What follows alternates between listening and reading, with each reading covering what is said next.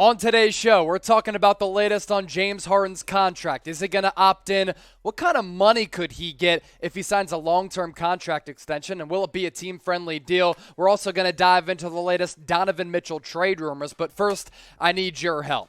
We are 129 people away from 6,000 subscribers. It would be an awesome milestone for us to hit that number. But also, when you do subscribe, by hitting that red subscribe button down below, hit that bell icon. Therefore, anytime we go live, anytime we push out a video, you will be notified. With that, let's get to the latest Sixers news and rumors.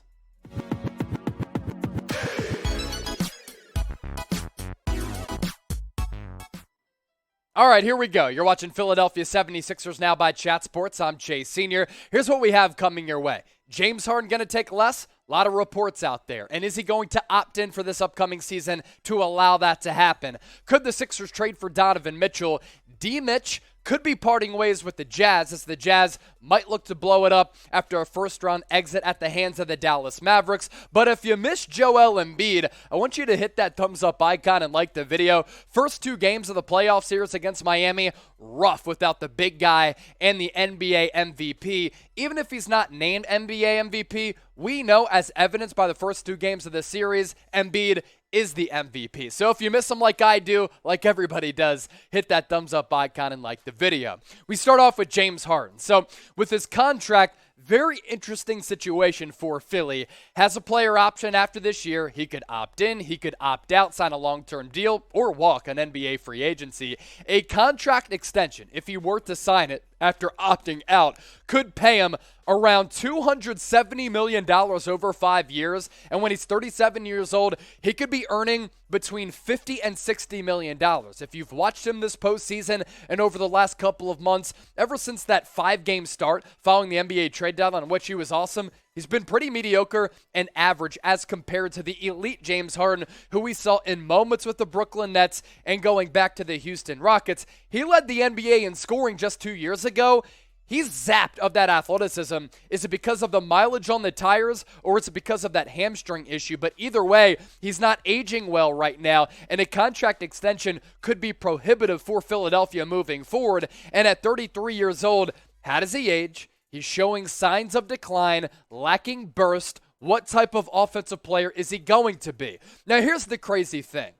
Harden as a player right now obviously isn't the Houston Rockets Harden, but you look at his playoff numbers. These are still very, very good numbers. 19 points per game, 9.5 dimes, 40% shooting, and nearly 35% from three throughout the playoffs. Again, these are solid numbers, but not at $40 million per year or even $50 million per year. That's where that contract extension comes into play. Now, I think Harden right now, when you're watching him, he's not getting after it. He's lacking aggressiveness, and I think he's lacking that aggressiveness because he knows that he can't beat people off the dribble. And what the Miami Heat have done throughout this playoff series, they set up a wall, whether they're playing man or zone, and they're daring James Harden to try to beat that with dribble penetration or just getting by guys. And Harden knows that he can't beat people off the dribble anymore like he used to. That's causing him problems, and it's causing the Sixers offense at points to certainly grow stagnant. What I don't understand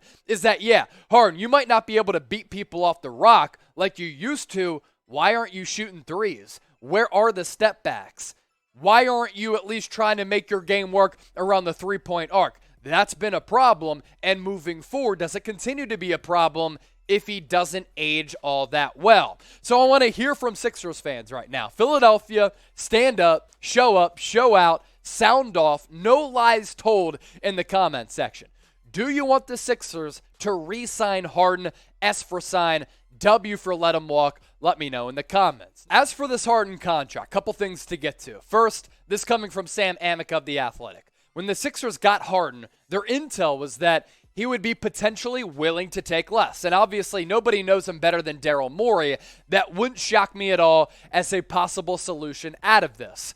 Right now, in my estimation, moving forward for the Sixers, I think at this point of his career, James Harden is a number 3 on a title team. And there's nothing wrong with that. There is a problem with that if he's getting paid $50, $60 million annually, especially with the way that he's aging right now and the signs of decline that we're seeing. Right now, James Harden is looking more like a floor general than a superstar that can lead you to an NBA championship. Again, that's fine if he's playing alongside Joel Embiid, Tyrese Maxey, and Tobias Harris. But right now, without Embiid, he's being asked to do a lot, and he hasn't been able to fulfill those expectations. But if he does sign for less, there's nothing wrong with Harden being on this team at an affordable price if he's averaging between 18 and 20 points per game and giving you double-digit dimes per night as well. I thought what Brian Windhorst had to say was pretty notable as well. It is extraordinarily likely that Harden will opt in to his $47.4 million salary for next year, and then we'll negotiate with the Sixers on what sort of deal it's going to be beyond the 2022-2023 regular season. That could be a good sign if he opts in this upcoming year.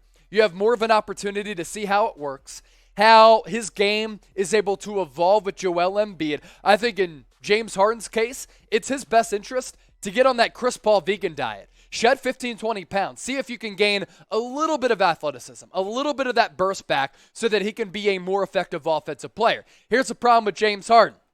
He shut down a lot of nightclubs over time. We saw how Allen Iverson, he aged seemingly overnight. He went from averaging 25, 30 points per game to being out of the league a couple of years later. Now, James Harden does love the game of basketball. If he's able to change, adapt, and evolve late in his career, I think he might be able to extract a little bit of offensive game if he's able to lose some weight, come back in better shape, and maybe work out that hamstring issue. Has to put in the work, though, and over time, he hasn't really put in that necessary work to work on his body.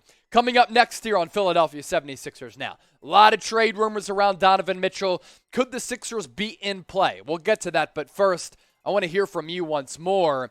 Let me know, can the Sixers compete with a healthy team? I'm talking Embiid is healthy, Harden, Maxey, Toby as the nucleus. Y for yes or N for no. Another reminder to the homies, to the gang, make sure you subscribe to the channel. Launched this channel nearly a year ago. It was last summer, and we're approaching 6,000 subs to honor the great Dr. J. Julius Erving. 129 people away from that 6K mark. And New York Knicks now, led by my boy Marshall Green here at Chat Sports, they're on our heels. Subscribe to the channel. Make sure you turn on those notifications. As for the latest on Donovan Mitchell, a lot of NBA rumors out there that the Jazz could look to blow it up this offseason. Rudy Gobert reportedly told the Jazz that they either have to pick either him or D-Mitch. A lot of buzz around Donovan Mitchell getting dealt.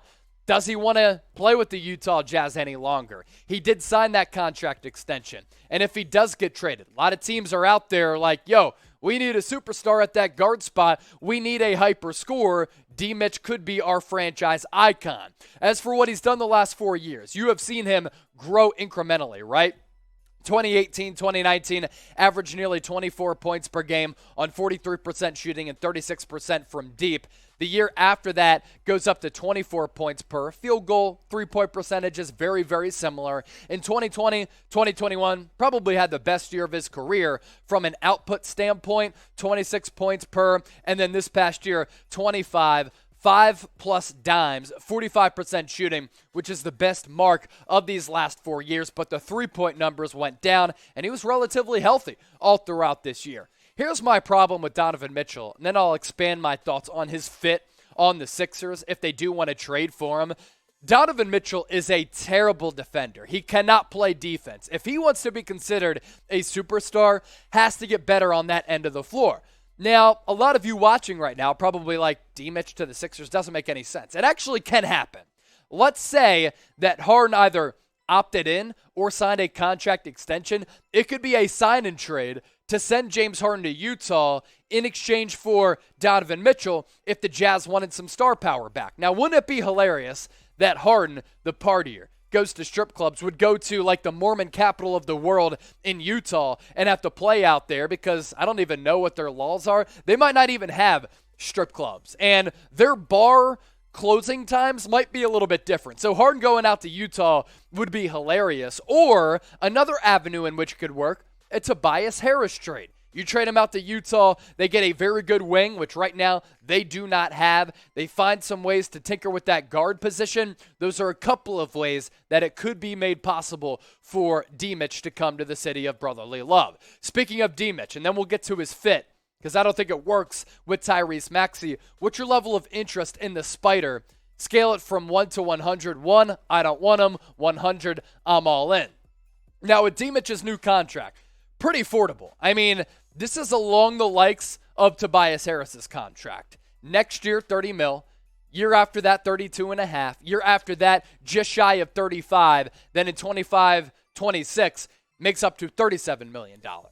With D-Mitch, I like the player. I hate the defense. Love the offensive game. But speaking of offense, I don't think that D-Mitch and Maxey could fit.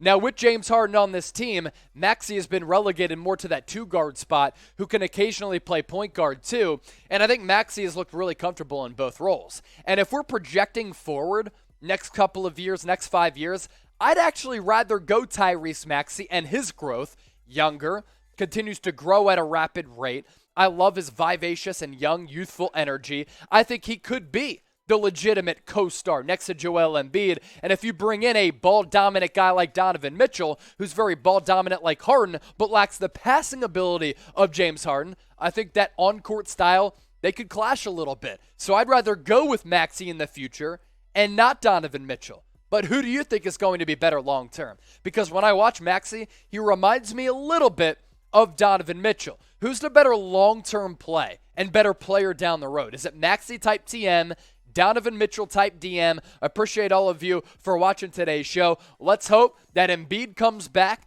and they can make this series a little bit more interesting. I want more playoff basketball in my life, but whether the Sixers are playing playoff basketball or not, you know we have you covered right here on the channel. That's why you subscribe.